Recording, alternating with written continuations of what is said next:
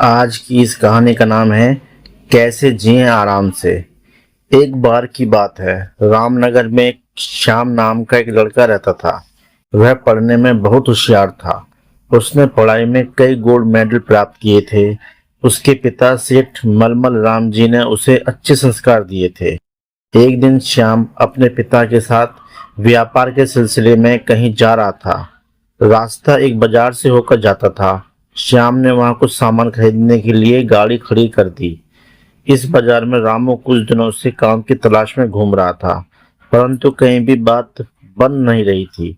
इतने में रामू की निगाह सेठ मलमल राम की गाड़ी पर पड़ी और वहीं टिक गई। रामू ने पास जाकर गाड़ी में देखा तो उसमें दो बैग रखे हुए थे। रामू ने सोचा थैलों में काफी माल होगा। उसने तिरछी निगाह से उधर उधर देखा और फिर झट से गाड़ी में जा बैठा। जैसे ही रामू सेठ मलमल की गाड़ी लेकर भागा, उसने गाड़ी को पूरी रफ्तार दे दी। श्याम और सेठ मलमल की निगाह रामू पर पड़ गई। वह चिल्लाए, चोर चोर, पकड़ो पकड़ो। रामू को यह समझने में देर न लगी कि उसे पहचान लिया गया है। लोगों की निगाह से बचने के लिए वह हवा से बात करते हुए चला जा रहा था। काफी दूर जाने के बाद रामू ने एक सुनसान स्थान पर गाड़ी रोक दी। उसने गाड़ी से दोनों बैग निकाल लिए।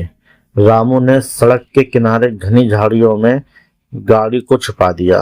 रामू को एक बैग में 50,000 रुपए और दूसरे बैग में श्याम के सर्टिफिकेट और कुछ गोल्ड मेडल आदि मिले। रामू ने दोनों बैग के सामान की एक पोटली बना ली। अब वह सेठ मलमल और पुलिस की निगाह से बचने के लिए साधु के वेश में रहने लगा। वह जिस गांव में भी जाता वहां पर लोग उसका आदर सत्कार करते। खाने पीने को भी खूब मिलता। शाम होते ही भोले भाले गांव वाले रामू के पास आकर बैठ जाते। रामू ने कुछ संत महात्माओं की किताबें खरीद ली और कुछ दोहों के अर्थ भी उसने याद कर लिए थे। गांव वालों को एक दो श्लोक सुनाकर समझाता और फिर ध्यान लगाने का बहाना बनाकर मौन हो जाता। एक गांव से दूसरे गांव में वेश बदलकर रहते हुए उसे 2-3 महीने बीत गए। चलते चलते एक दिन वह एक दूसरे गांव में पहुंचा।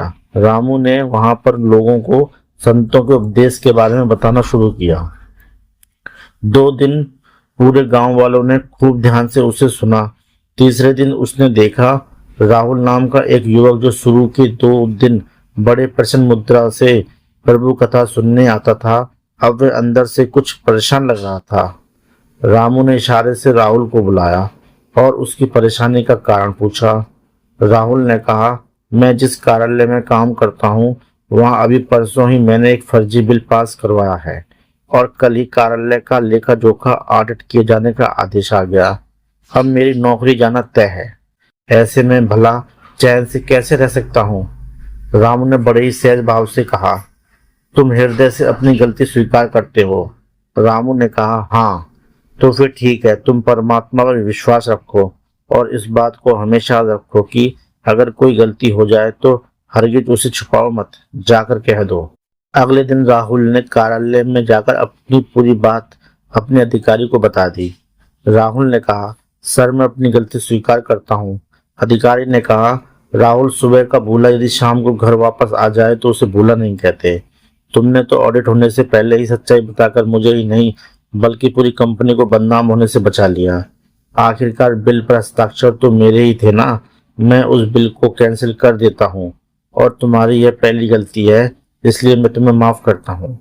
अगले दिन राहुल महात्मा बने रामू के चरणों में जाकर गिर पड़ा और बोला, आप धन्य हैं महात्मा जी। रामू ने कहा, किस बात का धन्यवाद दे रहे हो भाई? राहुल ने कहा, आपके वचनों के पालन का ही यह नतीजा है। फिर उसने अपने अधिकारी से हुई पूरी बात बता दी और कहा अधिकारी ने उसे माफ कर दिया। राहुल की बात सुनकर रामू को अपने किए कर्मों पर बहुत बड़ा झटका लगा। उसने सोचा कि मैं तो अपने अपराध छुपाने के लिए महीनों से इधर उधर भटक रहा हूँ। मैंने स्वयं इस दोहे पर क्यों नहीं अमल किया? मैं भी इसी प्रकार चैन का जीवन जी सकता हूँ। रामू उसी समय उठा और रात में ही सेठ मलमल के घर जा पहुंचा। सेठ मलमल रामू को देखते ही पहचान गए और बोले, तुम? रामू बोला, मैं आपका अपराधी हूँ। मैंने ही आपका पैसा और गाड़ी चुराई थी। मैं अपना अपराध स्वीकार करता हूँ। मैं यह आपका पैसा वापस करने आया हूँ। आपकी गाड़ी मैंने कहीं छुपा रखी है। वह भी मैं आपको वापस कर देता हूँ। अब यदि आप चाहें तो मुझे पुलिस के हवाले कर सकते हैं। सेठ मलमल एकटक रामू को देखते रहे। उन्हें लगा सच में इस युवक को अपनी गलती का एहसास हो गया है। सेठ मलमल ने कहा, नहीं बेटे, यह रुपए और गाड़ी मेरे लिए कोई बड़ी चीज नहीं है, परंतु तुमने श्याम के सर्टिफिकेट और सभी मैटर संभाल कर रखे, इस बात से मैं बखुश हूँ।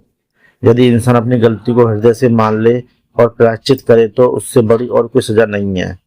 तुम ये श्याम के सर्टिफिकेट पर मेडल मुझे दे दो और ये रुपए तुम रखो और इनसे तुम कोई अच्छा काम धंधा शुरू करो।